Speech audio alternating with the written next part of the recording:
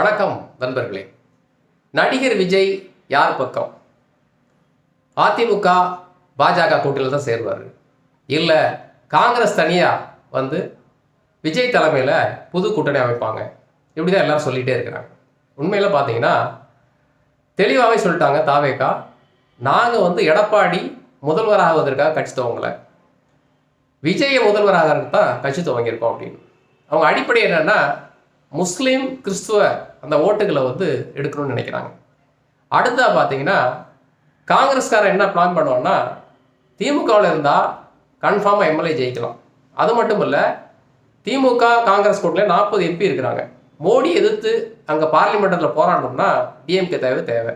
அது இன்னும் வந்து பார்த்தீங்கன்னா 3 வருஷம் இருக்குது. ஆனால் என்ன பண்ணுவாங்கன்னா, டிஎம்கே ப்ளே பண்ணுறது, காங்கிரஸ் இல்லை அப்படின்னு சொல்லிட்டா விஜய் ப்ரெஷர் கொடுத்து அதிமுக கொண்டு போயிடலாம். அதனால் ராகுல் காந்தி கிட்ட சொல்லி நாங்கள் வர்றோம்னு சொல்லி நீங்கள் அங்கே போக விடாதீங்க, விஜயை வந்து அதிமுகவும் போக விடாதீங்க, உங்கள் கூடயும் சேர்க்காதீங்க, நடுவில் இழுத்து கவுத்துருங்க. இதுதான் திமுகவோட பிளான்.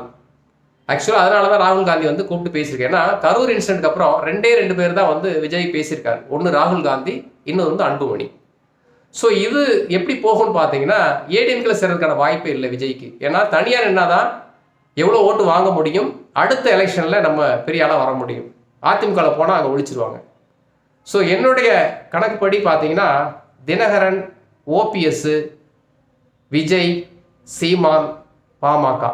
ஏன்னா அதிமுக பாஜக இவங்க ஒரு கூட்டணி, திமுக அவங்களுடைய கூட்டணி ஸ்ட்ராங்காக இருக்கும்போது இந்த 2 கூட்டணியும் இடம்பெற முடியாத ஆட்கள் கண்டிப்பாக நம்ம வந்து தாக்கு பிடிக்கணும்னு நினைக்கிறவங்களாம் 3வது கூட்டணி அமைப்பாங்க. அதுதான் நடக்க போகுது. விஜய் எங்கே போகிறான்னு பார்க்கலாம். அடுத்த பதிவில் சந்திப்போம். நன்றி.